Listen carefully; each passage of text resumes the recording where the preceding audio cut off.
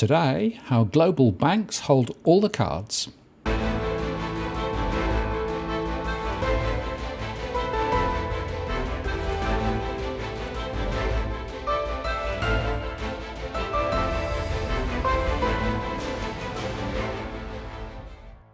Hello again, it's Martin North from Digital Finance Analytics, writing the latest post covering finance and property news with a distinctively Australian flavour. The global financial crisis represented a watershed for the banking sector, marked by an overhaul of the regulatory framework, long-lasting changes to the economic and financial environment, as well as shifts in the competitive landscape for financial services. Global banks adapted to the new environment, absorbing sharp declines in financial performance, shifts in financial intermediate and commercial product lines, and across geographies. And despite all that, they tightened their grip on the global financial system. And this has a significant impact for global financial stability and on us. Now, the IMF just published a working paper which delves into the structural changes which have taken place, titled Post-Crisis Challenges in Global Bank Business Models, a New Taxonomy.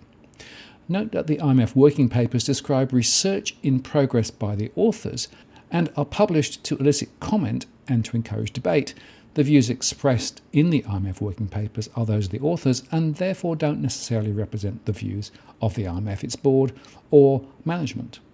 But the paper makes the point that most analysis of global banks tends to be based on statistical methodologies such as cluster analysis and regulatory classifications, suited to classifying large heterogeneous groups of banks into a broad business model plus, based on a few balance sheet and income statement ratios. And while this may be useful from a risk analytic perspective, they miss some of the real shifts that have occurred. So this paper offers an alternative approach based on more detailed analysis of their business operations. Such a bottom-up approach facilitates a mapping of changes at the bank level to broader shifts in the global banking system that are relevant to global financial stability. And this paper focuses on GSIBs, or Global Systemically Important Banks. These are banks with such heft that they could bring the global economy to its knees and are frankly too big to fail. Despite significant business shifts and exits from activities since the GFC, they continue to play a crucial role in the global financial system. The 30 banks currently designated as GSIBs have maintained dominant positions in the international banking system. These banks together hold more than $50 trillion in assets and account for more than 1/3 of the global banking system's total assets and loans, and they play an essential role in international capital market services, the international financial infrastructure, and international lending activities. In several of these product markets, they collectively comprise more than 75% of global bank market shares. And one concerning example is the estimated $600 trillion of derivatives. The GSIBs hold around 75% of these exposures, and much of this, of course, is directly speculative activity. Now, the list of GSIBs may surprise you, with 4 from China, Industrial and Commercial Bank of China, China Construction Bank, Bank of China, and Agricultural Bank of China, 3 from Japan, Mitsubishi Financial Group, Misoto Financial Group, and Sumitomo Mitsui Financial Group. There are 10 from Europe, which excludes the UK, and these include ING Group, BNP Paribas, Crédit Agricole, Société Générale, Deutsche Bank, Unicredit, Banco Santander, Nordea Bank, UBS Group, Credit Suisse Group. From the UK, HSBC, Barclays, the Royal Bank of Scotland, and Standard Chartered. And from North America, the remainder are JP Morgan Chase, Bank of America, Citigroup, Goldman Sachs, Morgan Stanley, Bank of New York Mellon Cork, State Street, Wells Fargo, and the Royal Bank of Canada. Note there are no Australian banks included in this list.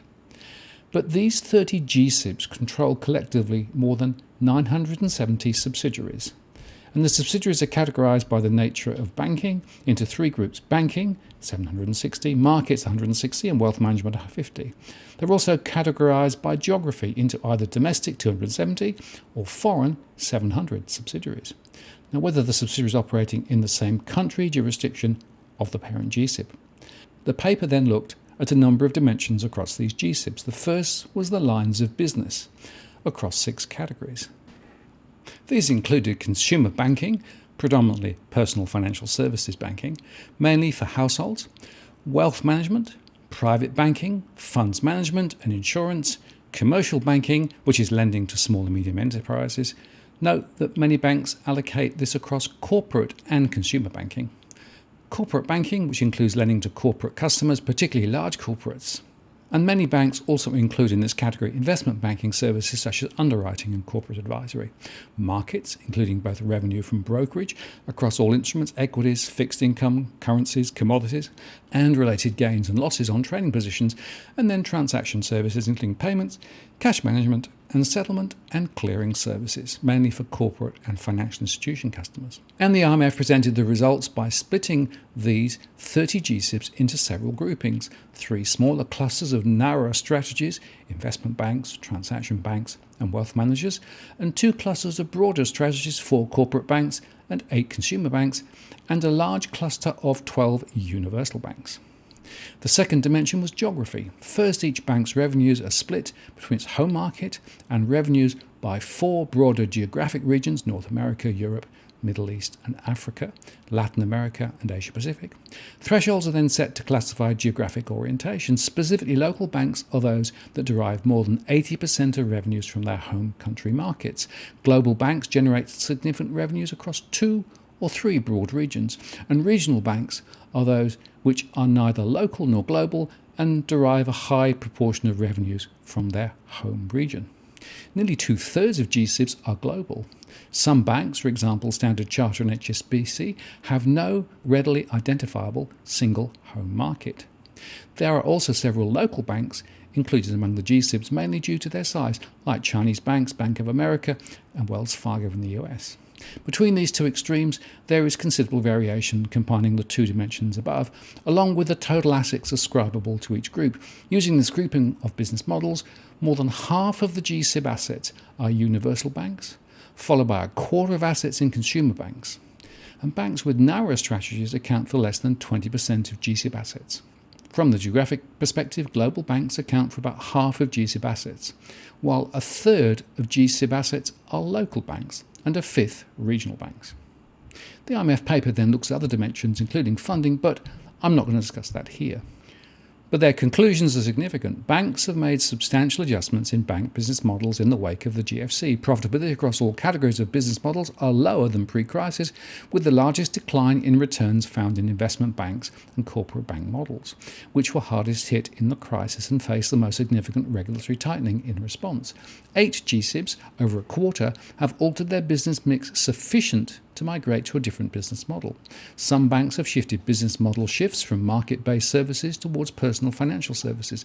The dominant shift has been from corporate banking and markets towards consumer banking and wealth management. At the same time, consumer banks are increasingly focused on their more profitable consumer business lines by reducing corporate banking and markets business lines. More generally, as banks have sought to diversify revenue sources, a number of banks have moved towards a more universal approach in providing financial services. These changes in bank business models and in the provision of services, along with various lines of business, have broadly been in line with the thrust of strengthened regulation aimed at reducing systemic risk. And this is particularly evident in the provision of capital market services. At the consolidated group level, there has been a broad shrinkage in balance sheet use for warehousing risk related to capital market activities.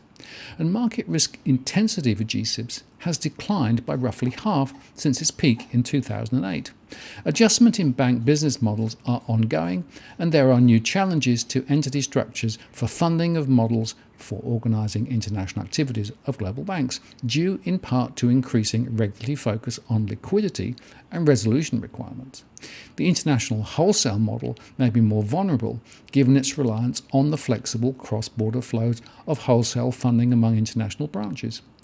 And subsidiarised models appear less vulnerable as they already rely almost entirely within nationally segregated structures for funding. However, the paper finds that GSIBs' international subsidiaries are less profitable than domestic incumbents in many host countries, particularly in emerging economies. And in the absence of a clear competitive advantage, declining personal financial services banking margins in these markets, a frequent byproduct of financial deepening in emerging banking systems, poses an increasing challenge to international PFS banking models. These structural trends will need to be closely monitored for how they may impact the liquidity of global markets, the fungibility of local liquidity pools, and the resilience of the global financial system to shocks. But my final point, and one not made in the paper, is this.